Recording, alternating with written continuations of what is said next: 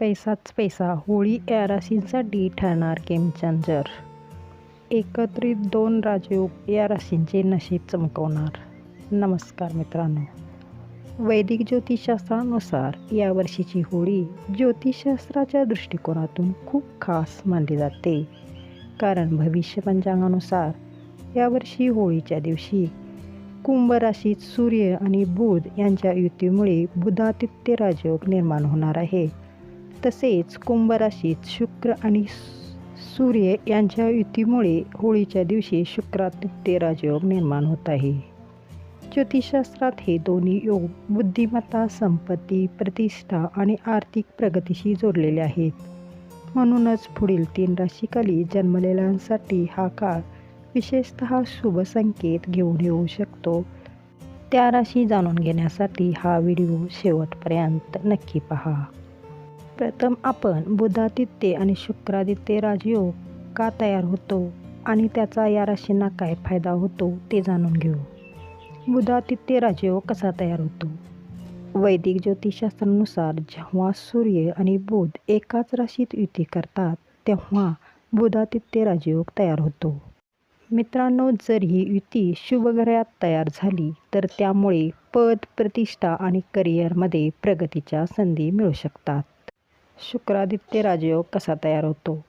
वैदिक कॅलेंडरनुसार जेव्हा सूर्य आणि शुक्र एकाच राशीत एकत्र येतात तेव्हा शुक्रादित्य राजयोग तयार होतो. वैदिक ज्योतिषशास्त्रात सूर्याला शक्ती, सरकारी नोकरी, पितृत्व आणि नेतृत्वाचे प्रतीक मानले जाते. तर दुसरीकडे शुक्र हा संपत्ती, समृद्धी, विलासिता, आराम, कला आणि प्रेम यांचे प्रतिनिधित्व करतो. अशा परिस्थितीत हा राजयोग पुढील राशींसाठी आर्थिक लाभ, भौतिक सुखसोयी, गुंतवणुकीत नफा आणि वाढत्या आकर्षणाचे संकेत देतो. व्यवसाय, कला, फॅशन, मीडिया आणि ग्लॅमरशी संबंधित असलेल्यांसाठी हा योग विशेषतः अनुकूल मानला जातो. पहिली रास आहे मेष रास. शुक्रादित्य आणि बुधादित्य राजयोग तुमच्यासाठी फायदेशीर ठरू शकतात. हा राजयोग तुमच्या राशीच्या उत्पन्न आणि नफ्याच्या क्षेत्रात तयार होत आहे. त्यामुळे यावेळी तुमच्या कारकिर्दीत तुम्हाला नवीन जबाबदाऱ्या मिळू शकतात.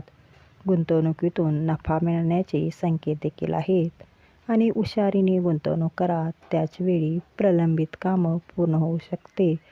सरकारी कामात यश मिळण्याची शक्यता आहे. या व्यतिरिक्त ज्यांचे काम किंवा व्यवसाय स्पोर्ट्स आणि IT संबंधित आहे त्यांना फायदा होऊ शकतो. पुढची रास आहे तुळ रास. या राशीखाली जन्मलेल्यांसाठी दोन्ही राजयोगांची निर्मिती सकारात्मक सिद्ध होऊ शकते. कारण हे राजयोग तुमच्या राशीच्या 5व्या घरात बनत आहेत. त्यामुळे या काळात तुम्हाला तुमच्या मुलांशी संबंधित चांगली बातमी मिळू शकते. प्रेमसंबंधामध्ये यश मिळण्याचे संकेत देखील आहेत. भागीदारी आणि व्यवसायात फायदा होऊ शकतो. वैवाहिक जीवनात गोडवा वाढू शकतो. या काळात तुमची आर्थिक परिस्थिती मजबूत होण्याची शक्यता आहे. तिसरी रास आहे ती मकर राशी. शुक्रादित्य आणि बुधादित्य राजयोगाचे घडण तुमच्यासाठी फायदेशीर ठरू शकते. कारण हे राजयोग तुमच्या राशीच्या धन आणि वाणीवर घडत आहेत. या काळात मकर राशीच्या लोकांना त्यांच्या नोकरी आणि व्यवसायात प्रगतीच्या संधी मिळू शकतात. नोकरी करणाऱ्या व्यक्तींना पदोन्नती मिळण्याची किंवा नवीन करार होण्याची शक्यता आहे. शहाणपणाने गुंतवणूक केल्यास मोठा नफा मिळू शकतो.